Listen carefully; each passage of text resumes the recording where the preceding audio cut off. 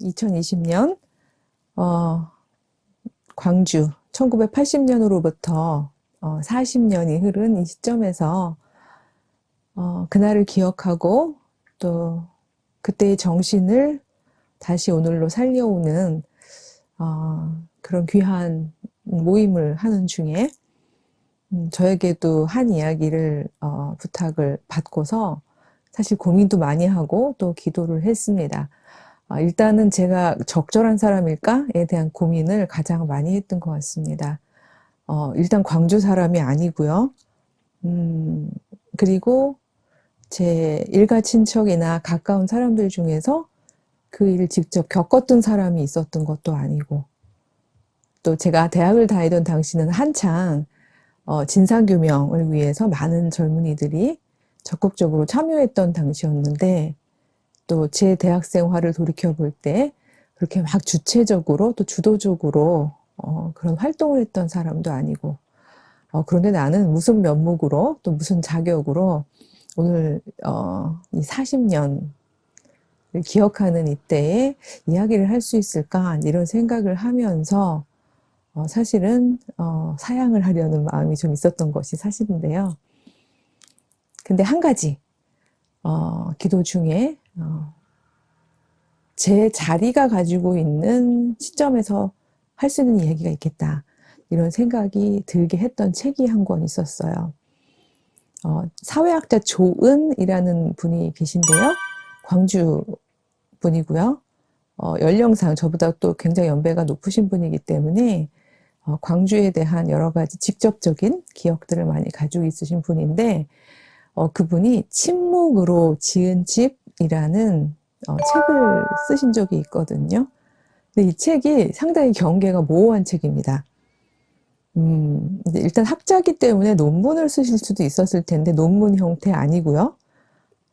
그리고 또 소설과 같이 일종의 그 사실소만, 아주 극소수의 사실소만 남겨두고 문학적 상상력으로 기억하고 재현하는 방식으로 쓰실 수도 있었을 텐데, 또 소설도 아니에요. 자서전도 아니고요.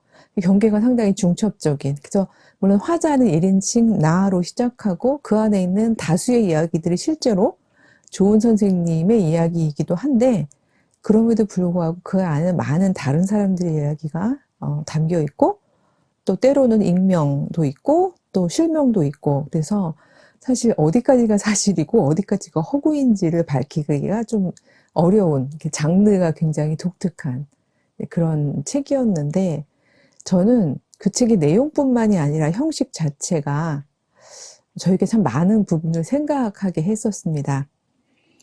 사실 저희가 광주의 그 이야기들, 그 사건들을 있는 그대로 이 세상에 드러나게 하는 일도 사실 굉장히 지난한 작업이었죠.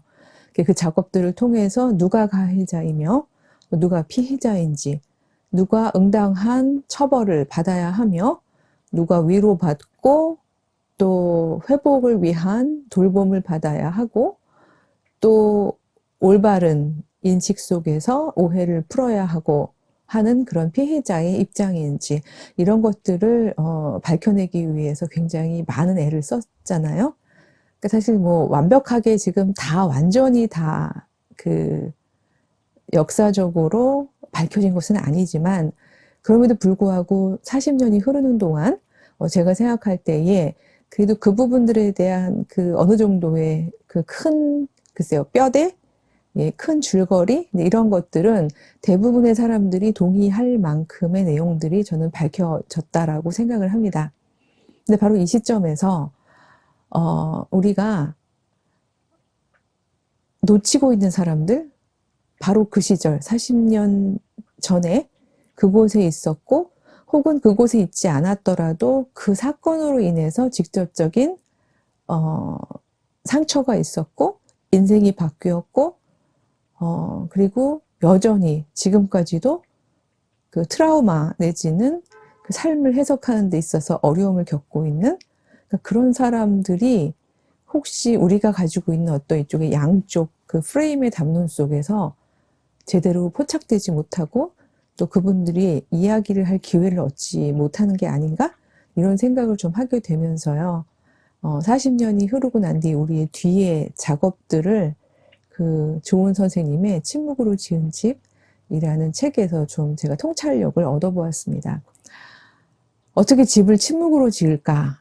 예, 한 에피소드가 기억이 나는데요. 이분은 이제 광주 이야기를 중점적으로 다루진 않았지만 6.25 때 이제 굉장히 어리긴 했지만 6.25의 참상을 겪고 그 기억을 가지고 있었기 때문에 6.25 관련된 영화를 볼 수 없다라는 에피소드를 한 가지를 얘기를 하면서 근데 막내 동생 이제 조은 선생님은 이제 주로 이제 그 형제 중에서 좀 주로 위에 있었던 것이고 막내 동생 즉 그 전쟁을 전혀 겪지 않았던 막내 동생이 어느 날 하루는 공동 경비구역이라는 굉장히 잘 만들어진 영화가 있는데 너무 재밌어 언니 한번 가서 봐 라고 이야기했을 때 너무나 많은 기억들이 예, 이 존재 안에서 막 헝클어져 힘들어지는 동안 할 수 있는 이야기는 침묵밖에 없었고 그냥 그러니 정도의 반응밖에 할 수 없었던 이제 에피소드를 나눈 부분이 있거든요.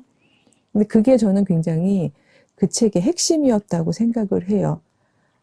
차라리 하나의 이즘으로 정리될 수 있는 사상 체계 속에 담길 수 있는 경험이라면 쉽게 이야기 되어질 수 있을 텐데 미시사라고도 하죠. 그 안에서 어떤 특정한 하나의 그러니까 가해자의 편이든 피해자의 편이든 그러니까 하나의 테두리 안에 들어가지 못하는 그런 이야기들이 얼마나 많았을 것이며 그리고 그런 중층적이고 복합적이지만 상처인 그런 이야기들이 과연 여전히 우리 역사 속에서 담길 만큼 들려졌을까? 이런 걸 생각할 수 있는 시점에 와 있는 게 아닌가 그런 생각이 들었습니다.